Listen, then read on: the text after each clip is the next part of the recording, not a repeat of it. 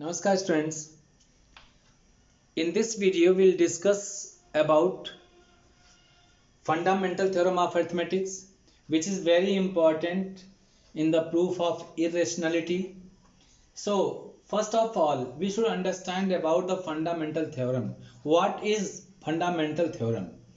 Fundamental theorem actually states every composite number can be expressed or factorized as a product of primes, and this factorization is unique apart from the order in which prime factors occur.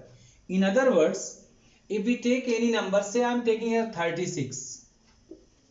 36 will have its fixed factors. We can write here 2 into 2 into 3 into 3. We can write 2 into 2 into 3 into 3, or we can write 2 into 3 into 2 into 3, or we can write 3 into 3 into 2 into 2, or also we can write 3 into 2 into 3 into 2. Means that occurrence of the factors is not important, their factors are important. Actually this concept is very important in the field of mathematics. This will be used by you in very higher level questions also, in higher level classes also. This will be fundamentally used by you. This is mainly stating that 36 can have only factor as 2, 2, 3 and 3. Nothing else than that as a prime. You will say that is 4 into 9 also, but neither 4 is prime nor 9 is prime.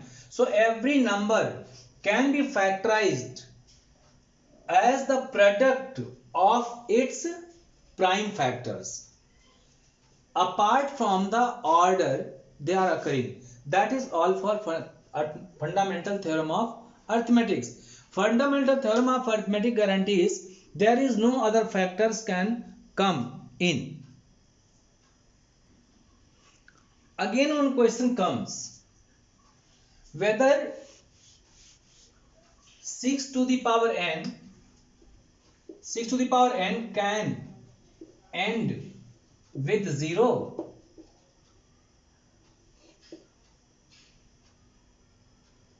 This is to be checked. Now let's see. To end with 0, obviously the number should be divisible by 10. Okay, when the number needs to be divisible by 10, obviously it should be divisible by 2 and 5 the both. 2 and 5 the both. If the number is divisible by 2 and 5, then it will be also divisible by 2 into 5. Let's take an example else. Like say it is a 36, or we can take here, say it is a, let it be 35. Okay, 35 is taken. 35 is divisible by 7. So 35 will be also divisible by, and also 35 is divisible by 5. So 35 will be divisible by 7 as well as 5. Let us take number next, 350. So 350 will have the factors 2 into 5 into 5 into 7. Okay, so this number, every number is divisible by its factors. Every number is divisible by its factors. In other words, if 350 is divisible by 2 into 5 into 5 into 7, so it is also divisible by 2 into 5, also divisible by 7 into 5, also divisible by 5 into 5, also divisible by 7 into 2. Means that every number is divisible by its prime factors as well as the product of the prime factors. Any prime factors are taken and we are interested to divide that number, then it will be also divisible by its any factor. In other words, we can take 5 into 5 into 2, 50. The number will be divisible by 50 also. If it is divisible by 5 and 2, then it is divisible by 50. If it is divisible by 5 and 2, then it is divisible by 5 into 2, that is 10. So that will be applied here. We will see this number 6. Prime factors of 6 can be written here. 6 to the power n, that is equal to 2 to the power n into 3 to the power n. Is there 5 also? So we'll write here, this question was also asked this year only in board exam, changing the digit only. So this number can be divided by 2 and this number can be divided by 3, nothing else, means that it is not divisible by 5. So we'll write here, to end a number with 0, it is compulsory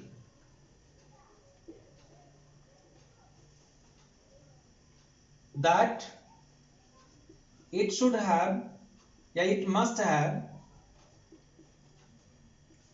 5 and 2 as prime factors. As prime factors, hereby in this question, prime factor 2 is available but not 5. Okay, so that is also to be written by us. 6 to the power n contains 2 but not 5, hence can't end with 0. When you are repeating this 2 or 3 times, you will be able to understand any number. If it is replaced by 12 to the power n, then you will say 12 to the power n is to be checked. So it is having 2 and 3, not 5. 5 is not available. So 12 to the power any number is taken, it will not have 0. So we'll have to check it for other questions also. Another concept is to be proved on the basis of this fundamental theorem of arithmetic is, if a square is divisible by p,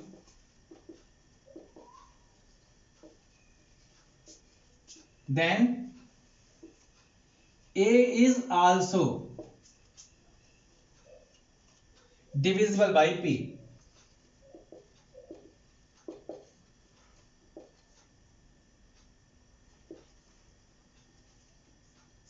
For p a prime number.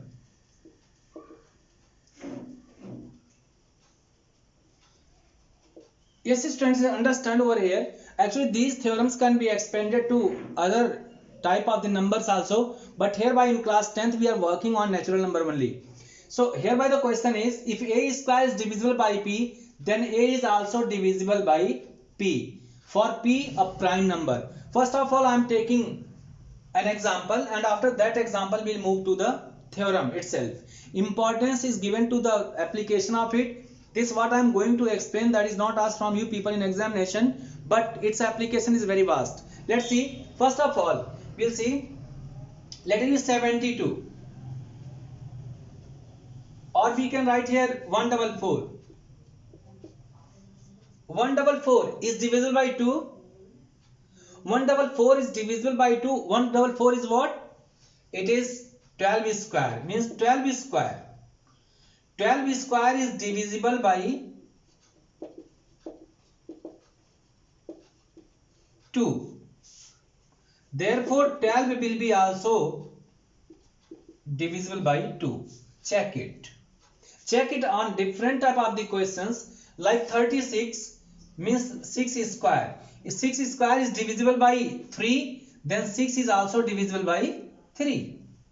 If 6 square is divisible by 3, then 6 will be also divisible by 3. That is the theorem over here. Now, how to prove it? Its proof is not very important for examination point of view, but it is very important concept in the sphere of mathematics. So you should understand it very clearly, not a difficult. It is to be worked on prime factors only, fundamental theorem of arithmetics. Let us consider A. Let us consider A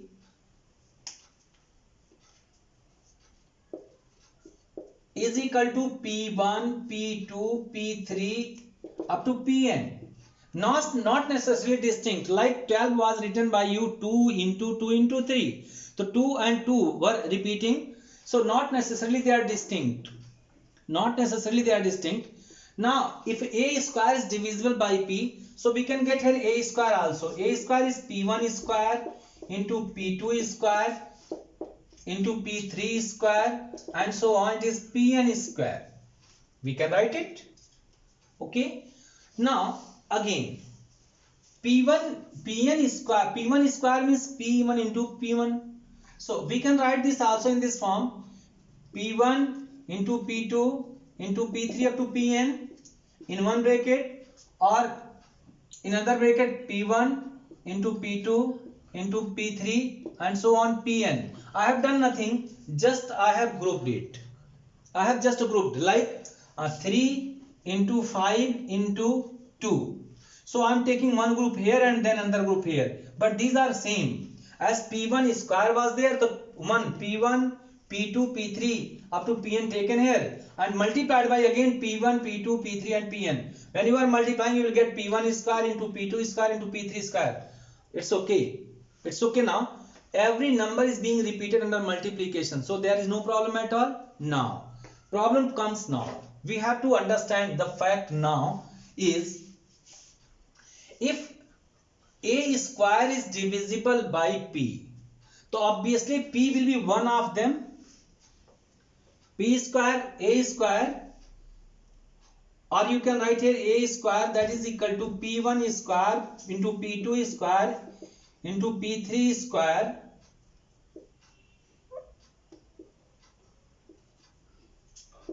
pn square is divisible by, it is divisible by p, therefore p is one of p1 p2 or p3 or pn, any number out of these numbers, because you know any number can be divided by its factors only. Any number can be divided by its prime factors only. In case of prime factors, I mean, so prime, obviously if p is able to divide this, obviously p will be one of these all, one of these all. So therefore p can divide, p can divide p1 into p2 into p3 up to pn. Hence p can divide p1 into p2 into p3 into p1 will be what? That is a. That's all for this theorem. So try to understand it. Hereby only one thing to be thought on. A is to be considered. Then we have to work on a square, because already known to us p divides a square. Means p divides this much. P divides this much. A square, or this one is divisible by p. P divides a square means a square is divisible by p. When a square is divisible by p, it means this has a whole divisible by p. When this has a whole divisible by p, then this into this is also divisible by p. To get it divisible by p, one of them must be a p. One of them must be a p, because any number can be divided by its prime factors. So p is one of them. Therefore p can divide this p1 into p2 into p3 up to pn. Therefore p can divide a also, because it is already a. Okay. It is already a. We will discuss now this question. It is also based on the both of the theorems we have studied in the same lecture. Under root 7 is an irrational number. So hereby we go on contradiction. I think you people know about the contradiction. What is not true, that is considered by us, and we declare ourselves that we were wrong. We were wrong. We have considered wrong. That is contradiction. Contradiction means what is supposed, that is wrong. Means that we suppose against to the question. So hereby we will consider under root 7. On contrary, let under root 7 be rational. We have to prove what? We have to prove irrational, and we are considering here rational. Achha, if it is rational number, then we can write here under root 7 in the form of p upon q. Because rational number is having its definition only. Number can be presented in the form of p upon q, where p and q are coprimes, coprime integers. and q is not equal to 0. This is very important concept. If q will become 0, then the number will become indefined, so we can't go to any conclusion. So take care, in exam this question is repeated again and again, just changing the digital value inside the root. So they will ask from you, prove that under root 2 is irrational, root 3 is irrational, root 6 is irrational, root 8 is irrational. In this way it is asked. Okay, so hereby we have to consider in the same way. One question you have learned, so many questions you can do. One question you need to learn, you need to go through one question very clearly, and rest are just to be copied on removing the number inside the root. Let's see. If it is there, then we can write here p is equal to q under root 7, we can write clearly. Or we can write here then again p square is equal to 7q square. Now save it as equation number 1. Just squared, nothing done, just squared left and right both. Now what does it say? P square has having two factor, one is 7 and there is q, even q square, but prime factor is q only. P square has two factors, one is 7 and another is q. So we can see, therefore p square is divisible by 7, very clearly. P square is divisible by 7 because 7 is a factor in p square. Now again go, the previous theorem we have learned, if a square is divisible by p, then a is also divisible by p. Therefore we can write here p is also divisible by 7. Okay, p is also, when p is divisible by 7, it means any number divisible, say it is say again I am taking 35. 35 is divisible by 7, it means we can write 35 is equal to 7 into something. We can write, so when p is divisible by 7, we can write p is equal to 7 into something, say it is r.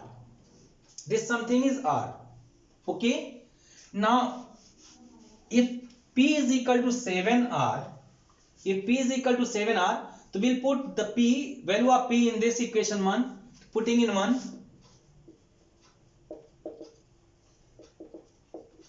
we have p square is equal to 7q square. So p square is 7r square is equal to 7q square. So 49r square is equal to 7q square. So clearly 7r square is equal to q square. It means q square is divisible by 7 because q square is having 7 as factor. Q square is divisible by 7, therefore q will be also divisible by 7. What does it mean? What does it mean? Q is having factor as 7 and p is also having factor as 7. You can see p is having factor as 7 and q is also having factor as 7. Then are the q and p co-prime? No, because co-prime numbers are what? Those who don't have any number as a factor other than 1 and 1, other than 1, those numbers are co-primes which are having no factor common other than 1. So we'll write here, but p and q are co-primes. Okay, but p and q are co-primes. So it means what I have done here, that is giving false result. So our supposition, it means our supposition, yeah, our assumption leads to a false result. What is so? Why the false result is got? Because we had considered false. Because we have considered wrong. Therefore, our assumption was wrong. Therefore, under root 7 is not rational but irrational. It is asked from you people in 2 marks or 3 marks questions. Students, in the previous video we have seen how to prove under root 7 as an irrational number. Actually, this question is application of that only. To prove 3 plus 2 under root 5 is an irrational number. So again we'll consider it on contrary. Let 3 plus 2 under root 5 be irrational. Therefore 3 plus 2 under root 5 can be written by us as P upon Q, where P and Q are integers. P and Q are integers. These are integers. It is a sign for belongs to, लेकिन हमें आपको सिर्फ इतना ध्यान रखना है, P and Q are integers. If we'll take now this 5 separate because 5 is known irrational. So we'll shift 3 in the left hand side to get it subtracted. Then 2 root 5 will be equal to P upon Q minus 3. Then 2 will be also shifted in the right from the left. So 2 will divide this as well as this. P upon Q into 2 means that P upon 2Q minus 3 upon 2. Now we can think here. P is integer, Q is integer, 2 is integer. So if P upon Q is rational number is again divided by integer. Integer also a rational number, you can say. So the whole will be rational number. Recall the algebra of rational number. Rational plus rational, rational. Rational minus rational, rational. Rational into rational, rational. Rational divided by rational again, rational. And moreover, you should know about it, all the integers are also rational numbers. All the integers are also rational numbers. So if P by Q is rational number and it is divided by 2, as a whole will become rational number. It is 3 upon 2, 3 is integer, 2 is integer, so 3 upon 2 again rational number. Now we'll see rational minus rational again rational. It means hereby left hand side is irrational whereas right hand side is completely rational. That is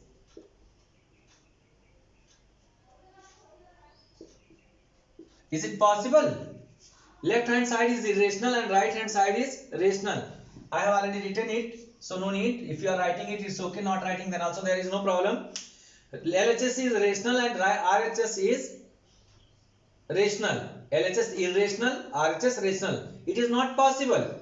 So our assumption was wrong. It means what we have assumed earlier, this is a rational number, was wrong. Then if it is wrong, if rationality is wrong, then what is right? Obviously this will be irrational. That's all for this video. Thank you. Thanks a lot. And better is that you people should subscribe the channel so that you can get new videos time to time. Thank you.